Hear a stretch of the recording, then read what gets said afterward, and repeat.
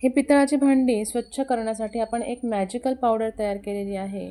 अगदी घरातल्या उपलब्ध वस्तूंपासून आणि गव्हाच्या पिठापासून ही पावडर आपण घरातल्या घरात तयार केलेली आहे.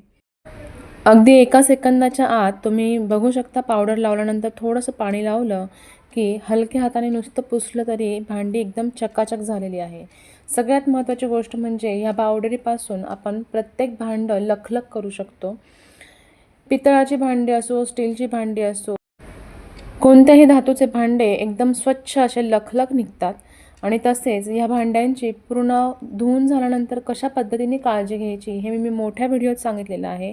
खाली दिलेल्या छोट्याशा ट्रायंगलवर जर तुम्ही क्लिक केले तर तुम्हाला मोठा व्हिडिओ पाहता येऊ शकतो.